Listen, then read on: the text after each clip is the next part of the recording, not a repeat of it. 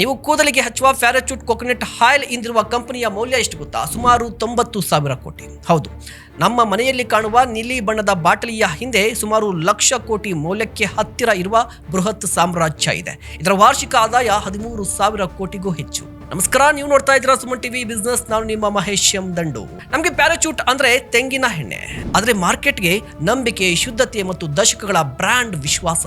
ಈ ಪ್ಯಾರಾಚೂಟ್ ಹಿಂದೆ ಇರುವ ಕಂಪನಿ ಮ್ಯಾರಿಕೋ. ಈ ಕಂಪನಿಯನ್ನ ಹರ್ಷ್ ಮಾರಿವಾಲಾ 1990ರಲ್ಲಿ ಸ್ಥಾಪಿಸಿದರು. ಆದ್ರೆ ಪ್ಯಾರಾಚೂಟ್ ಕತೆ ಶುರುವಾಗಿದ್ದು 1990ರಲ್ಲಿ ಅಲ್ಲ. ಅಸಲಿ ಕತೆ ಅದಕ್ಕೂ ಮೊದಲೇ ಶುರುವಾಗಿತ್ತು. ಮಾರಿವಾಲಾ ಅವರ ಕಂಪನಿ ಅದಾಗಲೇ ಆಹಾರ, ಎಣ್ಣೆ ಮತ್ತು ಗ್ರಾಹಕರ ಉತ್ಪನ್ನಗಳ ವ್ಯವಹಾರದಲ್ಲಿತ್ತು. ಆದರೆ ಹರ್ಷ್ ಮಾರಿವಾಲಾ ಅವರು ಒಂದು ದೊಡ್ಡ ಅವಕಾಶವನ್ನು ಗಮನಿಸಿದರು. ಅದೇನೆಂದರೆ, ಆ ಸಂದರ್ಭದಲ್ಲಿ ತೆಂಗಿನ ಎಣ್ಣೆಯನ್ನ ಹೆಚ್ಚಾಗಿ ಬ್ರ್ಯಾಂಡ್ ಇಲ್ಲದೆ ಸಡಿಲವಾಗಿ ಮಾರಾಟ ಮಾಡಲಾಗ್ತಾ ಇತ್ತು. ಇದನ್ನೇ ಮಾರಿವಾಲಾ ದೊಡ್ಡ ಅವಕಾಶವಾಗಿ ನೋಡಿದ್ರು. ತೆಂಗಿನ ಎಣ್ಣೆಯನ್ನ ಕೇವಲ ಎಣ್ಣೆಯಾಗಿ ಮಾರದೆ ಶುದ್ಧ, ವಿಶ್ವಾಸಾರ್ಹತೆಯ ಜೊತೆಗೆ ಒಂದು ಕ್ವಾಲಿಟಿಯಲ್ಲಿ ಸಿಗುವ ಬ್ರ್ಯಾಂಡ್ ಆಗಿಸಿದ್ರು. ಹೀಗೆ ಪ್ಯಾರಾಚೂಟ್ ಪ್ರತಿ ಮನೆಗೆ ಎಂಟ್ರಿ ಕೊಡ್ತು. ಇವತ್ತು ಮ್ಯಾರಿಕೋ ಕಂಪನಿಯ ವಾರ್ಷಿಕ ಆದಾಯ 13,000 ಕೋಟಿಗೂ ಹೆಚ್ಚು. ಆದರೆ ಈ ಜರ್ನಿ ಸುಲಭವಾಗಿರಲಿಲ್ಲ.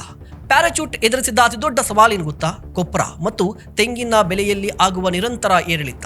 ಕಚ್ಚಾ ವಸ್ತುಗಳ ಬೆಲೆ ಹೆಚ್ಚಾದ್ರೆ ಲಾಭ ಕಡಿಮೆ ಆಗುತ್ತೆ. ಬೆಲೆ ಹೆಚ್ಚಿಸಿದ್ರೆ ಗ್ರಾಹಕರ ಮೇಲೆ ಪರಿಣಾಮ. ಇನ್ನೊಂದು ದೊಡ್ಡ ಸವಾಲು ಸ್ಥಳೀಯ ಬ್ರ್ಯಾಂಡ್ಗಳು. Loose oil. ಆದರೆ ಮಾರಿಕೋ ಒಂದೇ ಕೊಕೊನಟ್ ಆಯಿಲ್ ಮೇಲೆ ನಿಲ್ಲಿಲ್ಲ.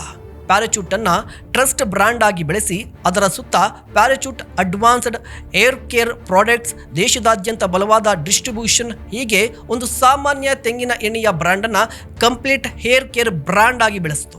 ಪ್ರತಿಯೊಬ್ಬ ಉದ್ಯಮಿ ಇಲ್ಲಿ ಕಲಿಯಬೇಕಾದ ಒಂದು ಪಾಠ: ಹೊಸ ಪ್ರಾಡಕ್ಟ್ ಕಂಡು ಹಿಡಿಯಲೇಬೇಕು ಅನ್ನುವ ಅಗತ್ಯ ಇಲ್ಲ. ಹಳೆಯ ಪ್ರಾಡಕ್ಟ್ಗೆ ಹೊಸ ನಂಬಿಕೆ, ಹೊಸ ಗುಣಮಟ್ಟ, ಹೊಸ ಬ್ರ್ಯಾಂಡಿಂಗ್ ನೀಡಿದರೆ ಸಾಕು. ಮ್ಯಾರಿಕೋ ಮಾಡಿದ್ದು ಕೂಡ ಅದನ್ನೇ. ಪ್ಯಾರಾಚೂಟ್ ನಮಗೆ ಹೇಳುವ ನಿಜವಾದ ಪಾಠ ಇದೆ. ಪ್ರಾಡಕ್ಟ್ ಸಾಮಾನ್ಯವಾಗಿರ್ಬೋದು, ಆದರೆ ಟ್ರಸ್ಟ್ ಅಸಾಮಾನ್ಯವಾಗಿದ್ದರೆ ಅದೇ ಪ್ರಾಡಕ್ಟ್ ಮೂಲಕ ಸಾವಿರಾರು ಕೋಟಿಗಳ ಕಂಪನಿಯನ್ನ ನಿರ್ಮಿಸಬಹುದು. ನೀವೇನಂತೀರಾ? ದಯವಿಟ್ಟು ಕಮೆಂಟ್ ಮಾಡಿ. ಇಂತಹ ಮತ್ತಷ್ಟು ಕಂಟೆಂಟ್ಗಾಗಿ ನೋಡ್ತಾ ಇರಿ ಸುಮನ್ ಟಿವಿ ಬಿಸ್ನೆಸ್.